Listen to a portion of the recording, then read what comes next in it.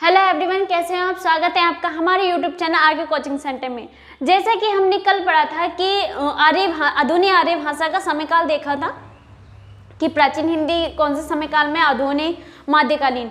फिर हमने देखा कि बोली किसे कहते हैं, उपभाषा किसे कहते हैं। आज हम देखेंगे कि भाषा किसे कहते हैं। चलिए स्टार्ट करते हैं आज की हम कंटिन्यू उसके आगे की क्लास। हेडिंग डालना, भाषा।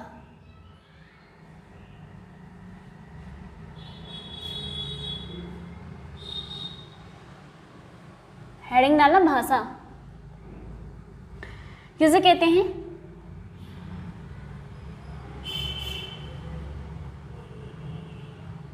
भाषा विस्तृत क्षेत्र में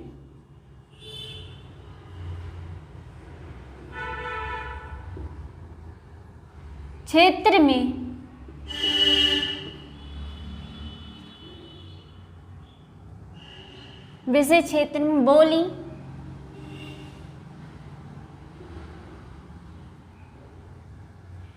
समझी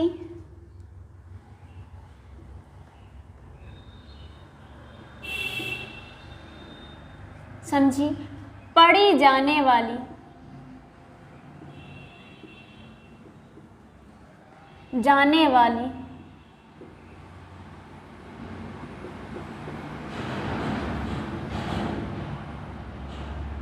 पढ़ी जाने वाली बोली है।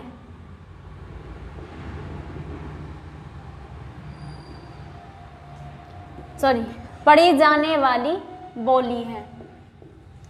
मतलब भाषा विशेष क्षेत्र में बोली, समझी, पढ़ी जाने वाली कैसी बोली है, पढ़ी जाने वाली बोली है। आगे के हम पॉइंट की बात करें,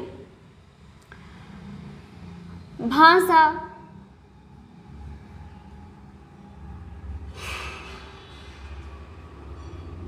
का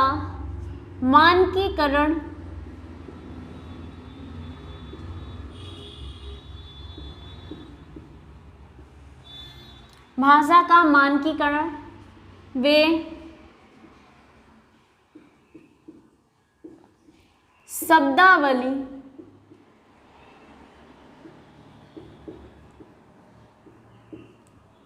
होता है या होती है। भाषा का मानकीकरण वे शब्दावली होती है। फिर आगे बात करें, इसकी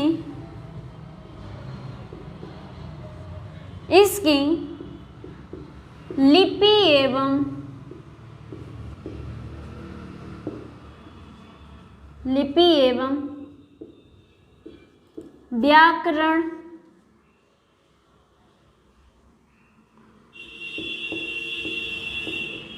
व्याकरण होती है। क्या कहा? इसकी लिपि एवं व्याकरण होती है, क्योंकि जो भी भाषा होती है उसकी लिपि मतलब किस लिपि में लिखी जाती है और एवं व्याकरण होती है। क्लियर है? आगे की हम पॉइंट की बात करें कि कानून द्वारा क्या करें,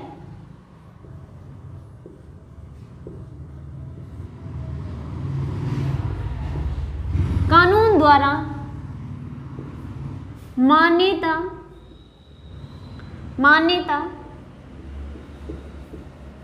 प्राप्त होती है।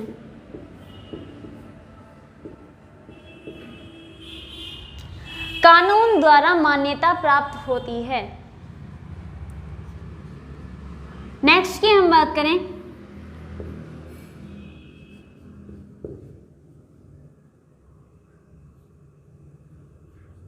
कार्यालयों में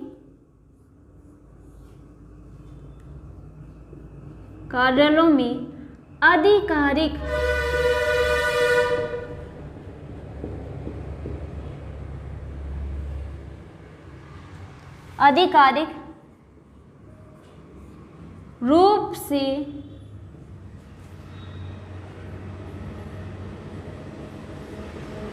प्रयोग की जाती है।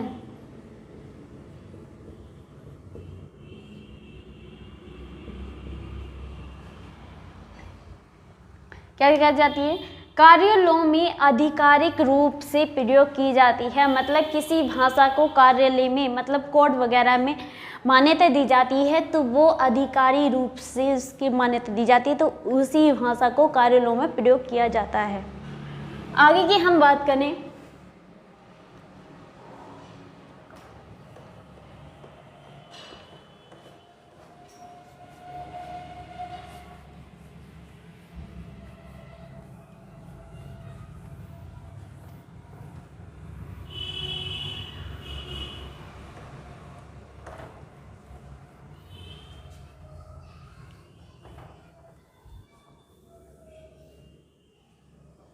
आगे की हम बात करते हैं।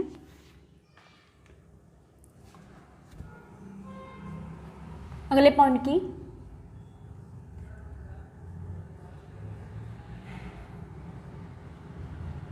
भाषा के अंतर्गत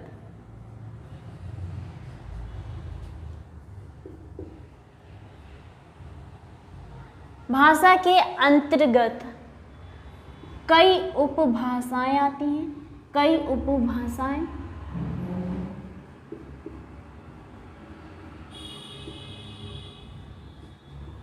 उपभाषाएं और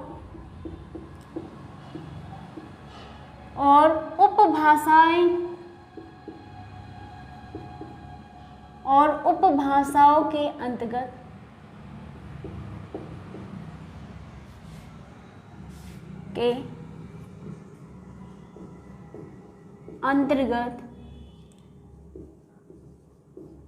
कई बोलियां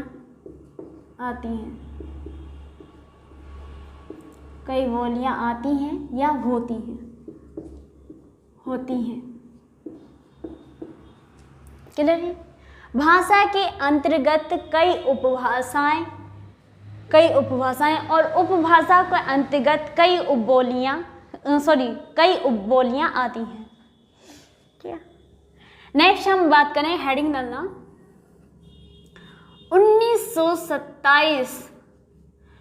1927 ईस्वी में, देखते हैं क्या हुआ। 1927 ईस्वी में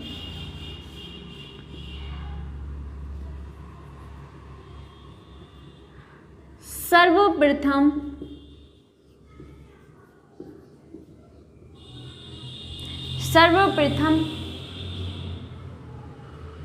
एक अंग्रेज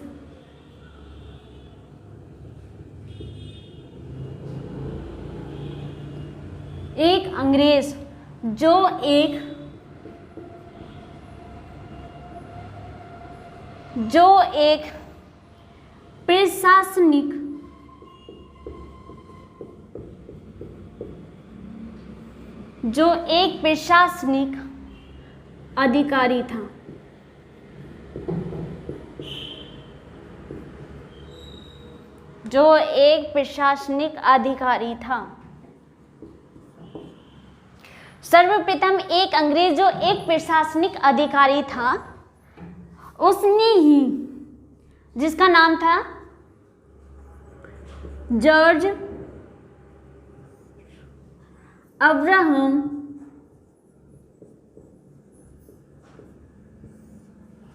ग्रियर्सन,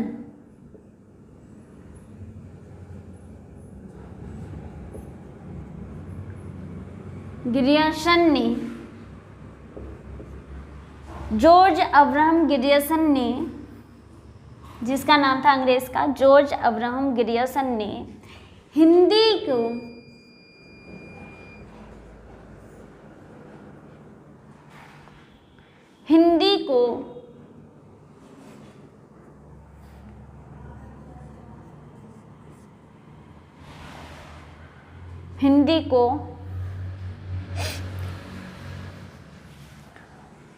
5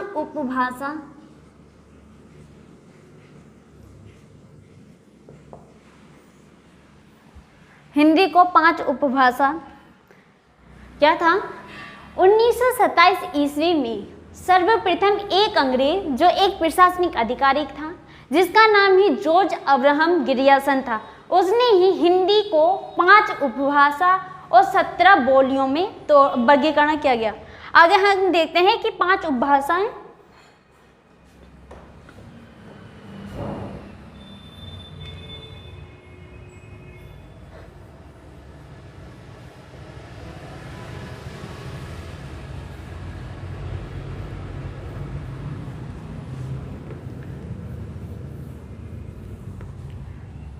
क्या था?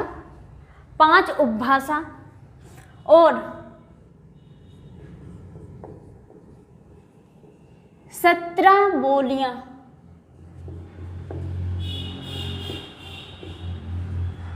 17 बोलियों में वर्गीकरण किया गया। मतलब 5 उपभाषा और 17 बोलियों में वर्गीकरण किया।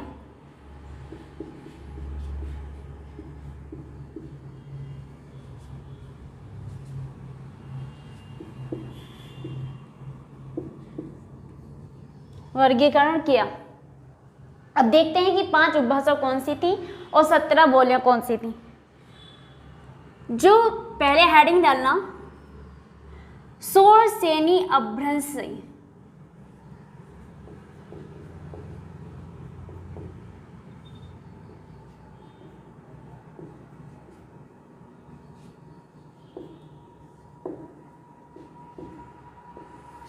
अपभ्रंश क्या था? शोर श्रेणी अपभ्रंश था।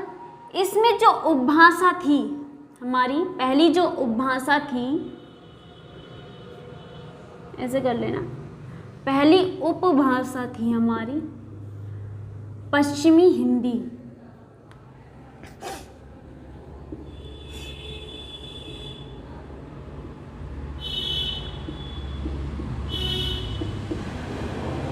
पश्चिमी हिंदी थी। उपभाषा कौन सी थी? पश्चिमी हिंदी, जिसमें ही बोलियां थी हमारी 5।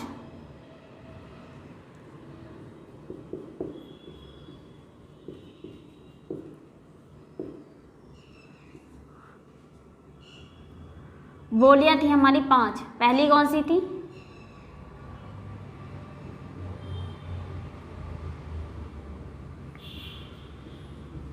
खड़ी बोली। कौन सी थी? खड़ी बोली, जिसका ही दूसरा नाम क्या है? कोरवी या कोरवी। नेक्स्ट है, सेकंड है हमारी ब्रजभाषा। कौन सी? ब्रजभाषा। तीसरी है हमारी कन्नौजी।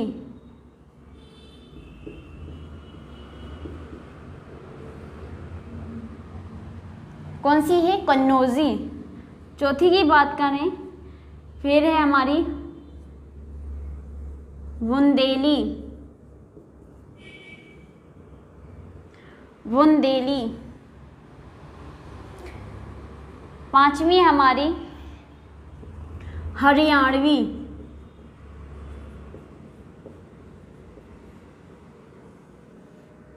हरियाणवी या कह सकते हैं हम वांगरू।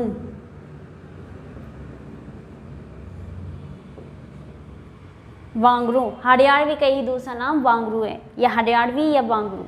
ठीक है, गलत? रिपीट कर लेते हैं कि जो अंग्रेज था प्रशासनिक अधिकारी, उसने 5 हिंदी को 5 उपभाषा और 17 बोलियों में तोड़ा, जिसमें से शोर श्रेणी अपभ्रंश से हमारी पश्चिमी हिंदी उपभाषा ली गई, जिसमें ही हमारी 5 बोलियां आती हैं। पहली थी हमारी खड़ी बोली, जिसे हम दूसरा नाम कोरवी के नाम से जानते हैं। फिर आती है हमारी दूसरी ब्रजभाषा, तीसरी आती है कन्नौजी, चौथी आती है बुंदेली और 5वीं आती है हरियाणवी या बंगारू।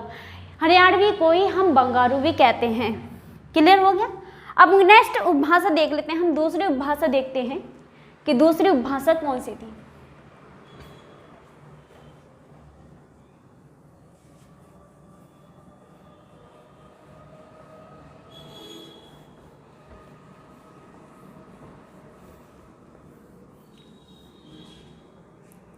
दूसरी उपभाषा हेडिंग डालना, दूसरा पॉइंट डाल के।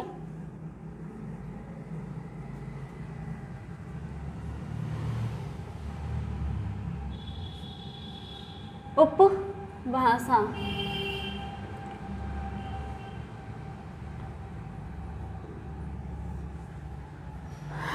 उपभाषा हमारी राजस्थानी हिंदी।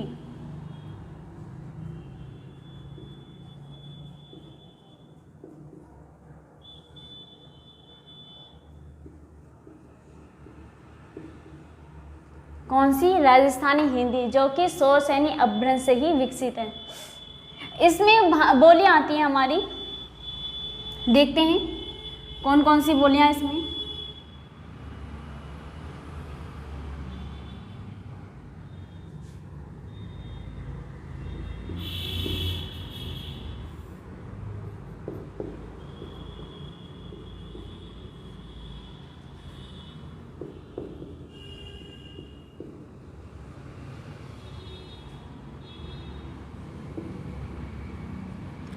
उत्तर में बोली जाती है हमारी मेवाती।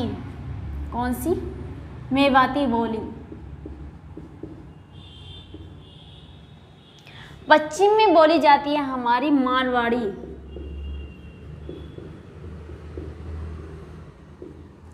दक्षिण में बोली जाती है हमारी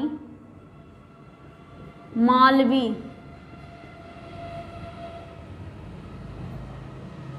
पूर्व में आती है जयपुरी या कहते हैं ढूंढारी।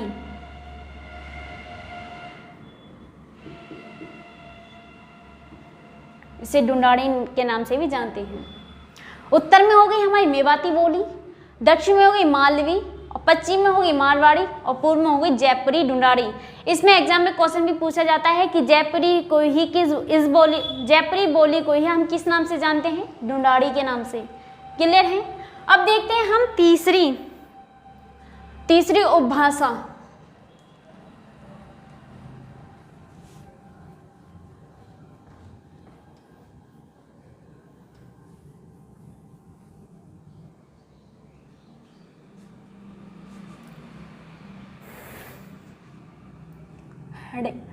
पॉइंट डालेंगे अपना तीसरा। कौन सा अपभ्रंश था हमारा? नीचे डाल लेते हैं थोड़ा। तीसरा है अर्धमागधी।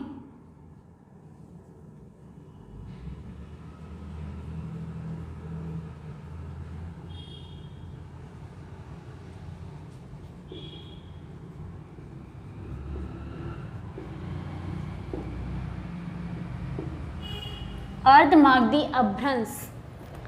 उपभाषा ही इसकी क्या है हमारी? उपभाषा है पूर्वी हिंदी।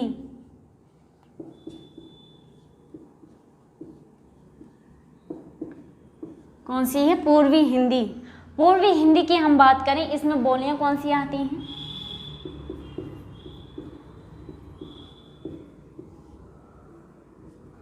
बोलियां आती हैं हमारी पहली अवधी, सेकंड है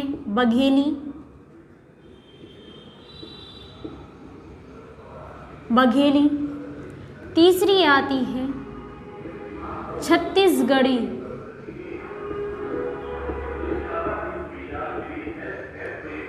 कौन सी आती है? छत्तीसगढ़ी।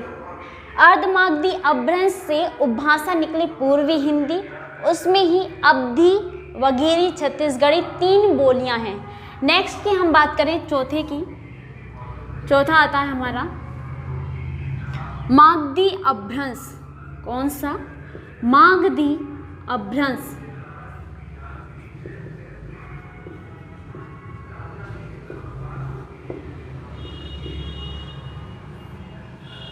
इसमें उपभाषा की बात करें हम, उपभाषा है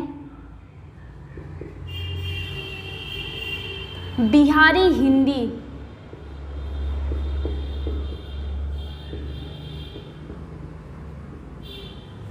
बिहारी हिंदी। इसकी बोलियों की बात करें हम,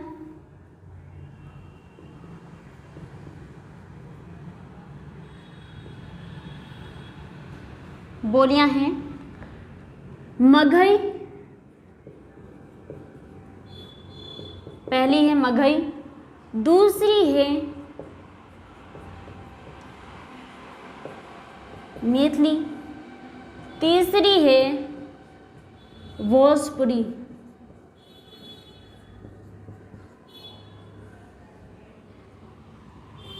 कौन सी है? भोजपुरी। पहली है मगही में, दूसरी है मैथिली और तीसरी है भोजपुरी। कौन सी अपभ्रंश में? मगधी अपभ्रंश, जो कि हमारा चौथा है। उपभाषा निकली बिहारी हिंदी से। नेक्स्ट देखते हैं, पहले एक बार और रिपीट कर लेते हैं कि अर्धमागधी अपभ्रंश से उपभाषा निकली हमारी कौन सी? पूर्वी हिंदी, जिसमें बोलियां बोली जाती 3। कौन कौन सी आती हैं? उसमें आती हैं अवधी, बघेली, छत्तीसगढ़ी। फिर आता है हमारा मागधी अपभ्रंश, जिसमें उपभाषा कौन सी निकली? बिहारी हिंदी, जिसमें ही 3 बोलियां बोली जाती हैं। कौन कौन सी? मगही, मैथिली, भोजपुरी। कौन सी? मगही, मैथिली, भोजपुरी। क्लियर है? अब नेक्स्ट हम लास्ट 5वीं ही उपभाषा की हम बात करें। 5वीं उपभाषा हमारी कौन सी है? अपभ्रंश आता है खस अपभ्रंश।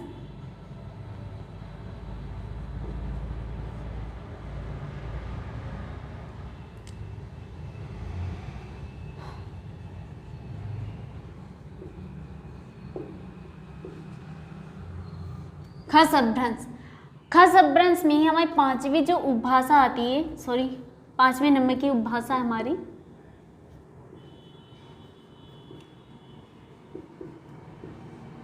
वो है पहाड़ी हिंदी।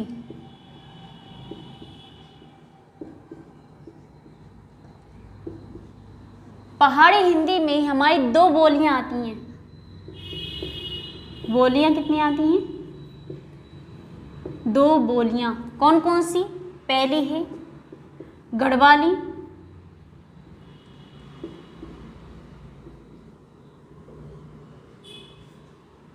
दूसरी है कुमाऊनी।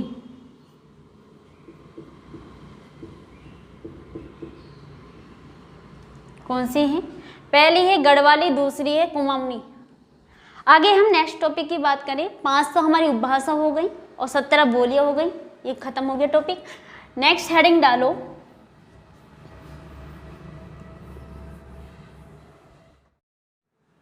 नेक्स्ट हमारा हेडिंग है हमारी हिंदी शब्द की व्युत्पत्ति। हेडिंग डालना अपनी।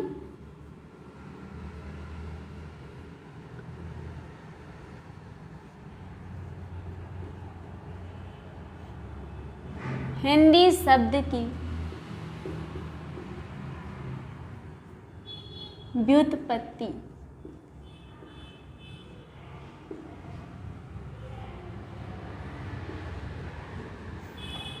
कि हिंदी शब्द की ही व्युत्पत्ति कैसे हुई। हमने ये तो देख लिया कि समयकाल में हिंदी भाषा आई और कौन कौन सी भाषा आई, लेकिन हमें ये नहीं पता कि हिंदी शब्द हमारा कहाँ से आया, जो हिंदी को ही हमारी भाषा के रूप में शब्द दिया गया। देखते हैं हिंदी शब्द का, हिंदी जो शब्द है हमारा किससे संबंधित है? हमारा सिंधु नदी से संबंधित है। सिंधु नदी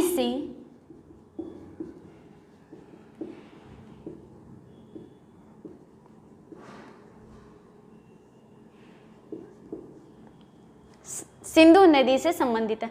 मतलब हिंदी जो शब्द है हमारा सिंधु नदी से संबंधित है, जो कि कहाँ से निकलती है? चैमा युंगडुंग ग्लेशियर से निकलती है, जो कि तिब्बत क्षेत्र में।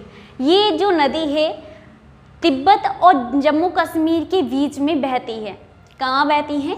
तिब्बत और जम्मू कश्मीर के बीच में बहती है। वहाँ पर ही उन दोनों के आसपास की जो भूमि है उसमें ही जो व्यक्ति रहते हैं वो इस नदी को सिंधु नदी के नाम से जानते हैं। लेकिन जब भारत में प्राचीन समय में जब विदेशी यात्री आ रहे थे, वो भी ईरानी जब व्यक्ति आ रहे थे, तो इन्होंने ने ही सिंधु नदी ना कहकर क्या कहा? इसे हिंदू कहा। क्या कहा ईरानियों ने? ईरानी ने क्या कहा? ईरानी ने सिंधु नदी ना कहकर क्या कहा? इसे हिंदू कहा। हिंदू कहा। हिंदू कहा। क्या कहा? हिंदू कहा। हिंदू कहा। ईरानी ने सिंधु ना कहकर हिंदू कहा। लेकिन क्यों कहा? जब वो ईरानी जो व्यक्ति थी फारसी भाषा बोलते थे। क्या बोलते थे? फारसी भाषा बोलते थे। फारसी भाषा में ही इन्होंने ये जो उच्चारण करते थे, इन्होंने सिंधु नदी का जो सा का उच्चारण किया वो करा हा में, वो किस में करा? हा में। और धा का उच्चारण इन्होंने दा में करा। क्लियर हो गया? इन्होंने ही जो सा का उच्चारण करते थे ईरानी व्यक्ति, वो सा का हा में और धा का दा में करते थे। आगे चल के धीरे धीरे हिंदू शब्द हिंद के नाम से जाने लगा। मतलब पूरे भारत में जब ईरानी व्यक्ति सब फैल गए थे, तब हिंदू शब्द जो था हिंदू आगे धीरे धीरे चल कर हिंद के नाम से जाने लगा। किसके? हिंद के, जिसका ही अर्थ था सिंध प्रदेश।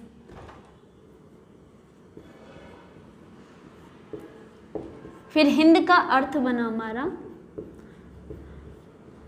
हिंद के अर्थ से ही सिंध प्रदेश कहा जाने लगा।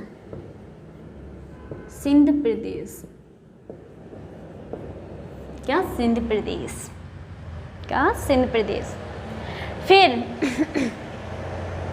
हिंद का ही, हिंद में ही फारसी भाषा के संबंध में एक कारक में प्रत्यय जोड़कर हिंदी शब्द बन गया। मतलब हिंद में ही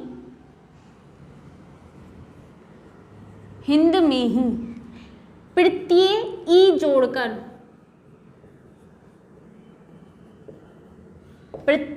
जोड़कर, हमारा शब्द बन गया हिंदी। क्या बन गया? हिंदी। क्लियर है? हिंद से ही, हिंद में ही ई प्रत्यय जोड़कर हमारे हिंदी शब्द बन गया। अब क्लियर है कि कहाँ से निकल कर आया हिंदी शब्द? यहाँ से निकल कर आया। अब देखते हैं आगे।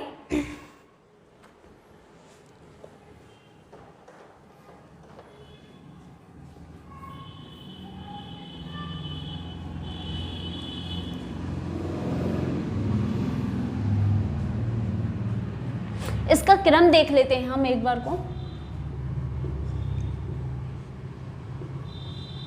क्रम सिंधु से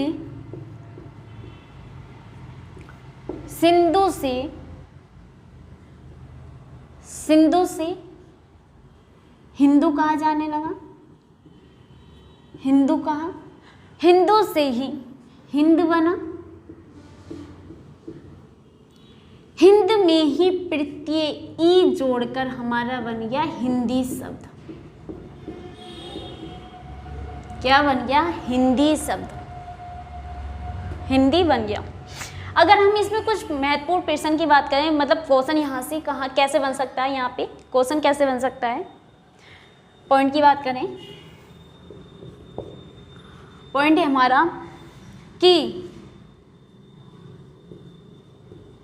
हिंदी शब्द की व्युत्पत्ति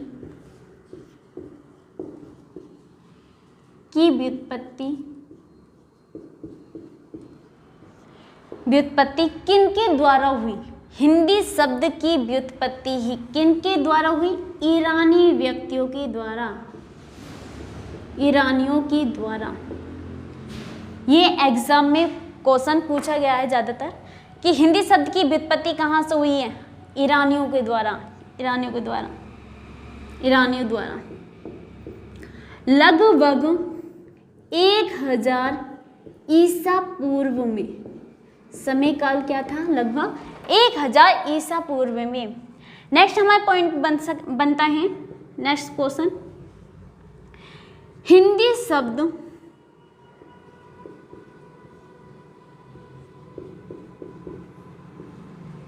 शब्द फारसी भाषा का शब्द है। फारसी भाषा का शब्द है।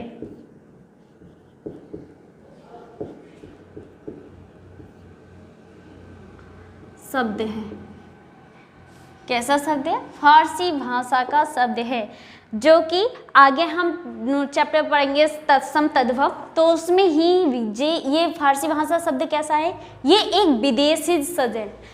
कैसा है? विदेशी शब्द है, विदेशी शब्द ही हमारे दो प्रकार के होते हैं, कौन से? एक मुस्लिम शासन के आधार पर, एक होता है ब्रिटिश शासन के आधार पर। मुस्लिम शासन के आधार पर अरबी फारसी शब्द होते हैं और हमारे उसमें ब्रिटिश शासन के आधार पर अंग्रेजी शब्द होते हैं, जिसमें स्टेशन, रेल, ऐसे कोर्ट, मजिस्ट्रेट ऐसे शब्द आते हैं। क्लियर है? आगे की हम बात करें, आगे पॉइंट की, सर्वप्रथम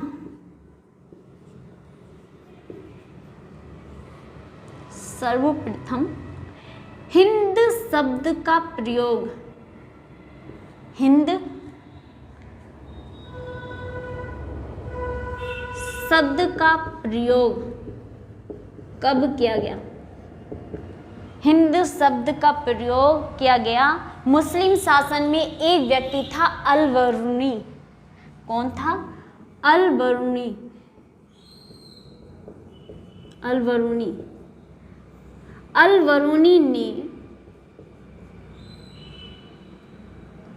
अल-बरूनी ने ही अपने उसके दो ग्रंथ थे, अल-बरूनी के ही ग्रंथ थे।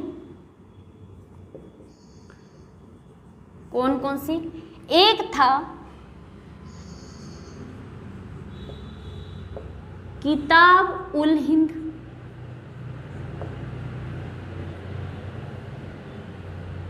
किताब उल हिंद। क्लियर है? दूसरा था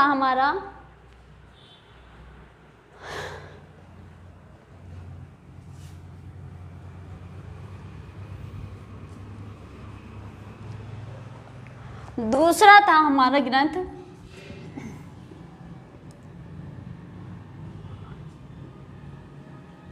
तहकीक ए हिंद।